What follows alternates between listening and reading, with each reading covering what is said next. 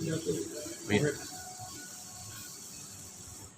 Oke, Bang, ini kan tentang apa, minta tanggapan Abang terkait tentang rencana untuk kenaikan gaji anggota DPR ya.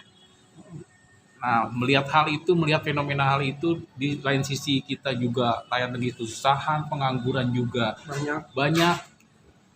Ini sebenarnya apa yang terjadi sehingga akhirnya DPR untuk punya rencana untuk menaikkan gaji seperti itu, dan bagaimana melihat hal ini?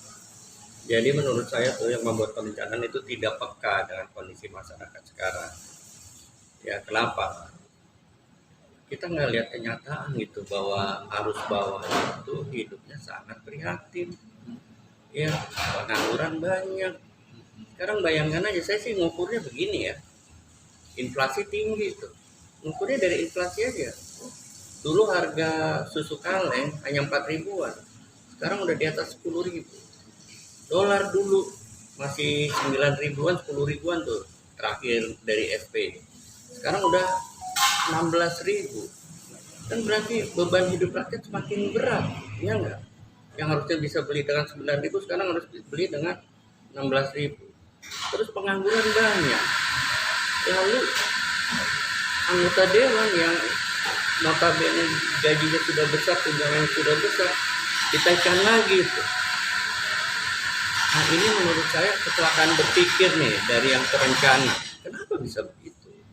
Seyogianya tuh kalau zaman lagi krisis seperti ini, pejabat-pejabat itu dipotong gaji. Ya nggak, dari anggota dewan sampai orang nomor 1 pun dipotong gaji. Seyogianya begitu. Ya potongannya itu buat kemaslahatan rakyat semua. Bukan dalam kondisi seperti ini malah anggota dewan yang selama ini standarnya juga sudah besar dinaikkan lagi. Nah, menurut saya ini ketidakpekaan. Dan malah bersenang-senang tuh saya lihat menari-nari kan. Iya. Ya saya pikir ini mereka wakil rakyat tuh harusnya ya mensejahterakan rakyat, bukan mensejahterakan tanda kutip diri sendiri. Harusnya rakyat dulu yang dikedepankan, bukan mereka bersenang-senang, sedangkan rakyatnya hidup masih banyak yang di garis kemiskinan. Alasan mereka kan karena minta kenaikan 50 juta untuk biaya ngekos, atau karena rumahnya sekarang tidak ada, rumah dinas kan sudah tidak ada, digantikan dengan untuk biaya ngekos. Masuk akal nggak Bang? Kira-kira butuh biaya kenaikan 50 juta? Biaya kos tuh 3 juta, 4 juta udah meriah banget ya. Lihat aja itu di Kuningan atau di sekitar Senayan. 4 juta juga udah mewah. Emang kos mau seperti apa? Begitu kan? Nah, bayangin aja.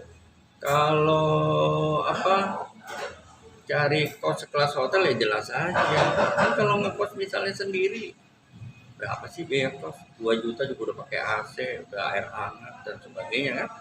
Hanya untuk tempat tidur kan? Begitu. Kenapa harus sampai 50 juta? Gitu, menurut saya sih itu terlalu berlebihan. Dengan adanya seperti itu akan merusak citra dari DPR sendiri nggak Pak? Pasti akan merusak citra anggota dewan sendiri, mengurangi kredibilitas mereka karena tidak peka dengan masalah masyarakat hari ini kan. Mungkin ada aturan yang jelas nggak ketika kondisi lagi seperti ini, mereka menaikkan gaji dan segala macam? Menurut saya, walaupun ada aturan yang jelas atau tidak ada aturan yang jelas, kepekaan itu yang harus ditumbuhkan. Para pejabat, para wakil rakyat itu kepekaan yang harus ditumbuhkan. Mau peraturan sebagus apapun, kalau yang menjalankan orang-orang yang buruk jadi buruk, atau peraturan yang buruk yang menjalankan orang-orang yang bagus jadi bagus. Karena masalah pelatihnya kepekaan sosial terhadap kondisi masyarakat ini. Ini di samping saya ketua Serikat Pekerja. Ya kan, bagaimana tuh tanggapannya nih? Ketua Serikat Pekerja Pertamina se-Indonesia ini, beliau rumah sakit Pertamina se-Indonesia. Bisa jawab nih. Boleh minta tanggapan Bang tentang kenaikan? Kalau saya dari sisi serikat melihat kemarin kebetulan saya bertemu dengan Direktur Hubungan Industrial di Kemenaker ya. Yang terjadi saat ini banyak sekali PHK besar-besaran di mana-mana, sehingga sulit sekali untuk mendapatkan lapangan pekerjaan. Sehingga ketika di sisi lain ada kesulitan untuk mendapatkan lapangan pekerjaan, rakyat susah mencari pekerjaan, di sisi lain ada kenaikan tunjangan untuk perumahan untuk anggota dewan.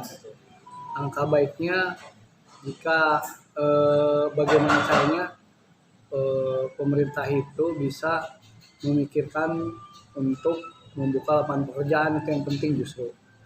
Sehingga sebesar apapun kenaikannya, kalau misalnya berbanding lurus dengan adanya lapangan pekerjaan untuk rakyat di Indonesia, mungkin rakyat bisa lebih mengerti gitu.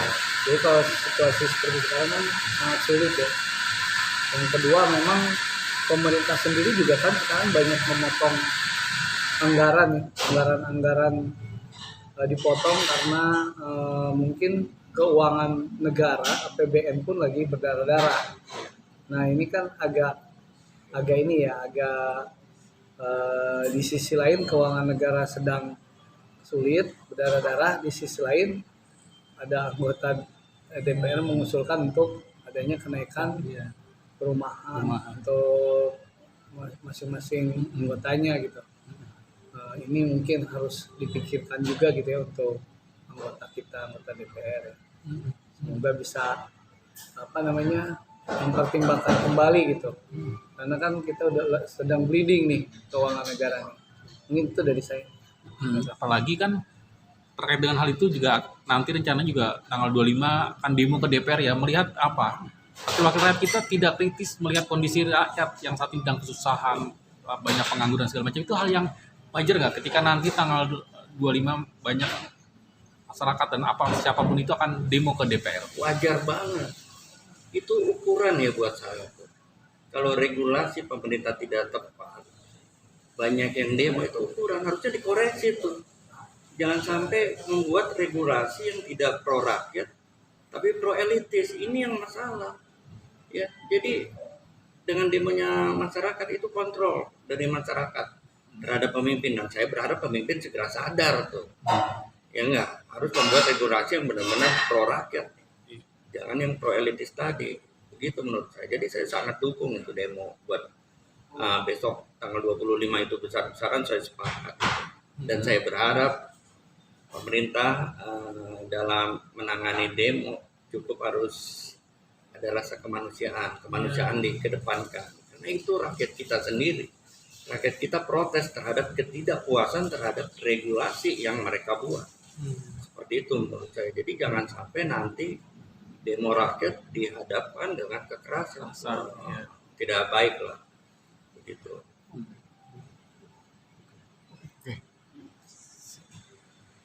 Foto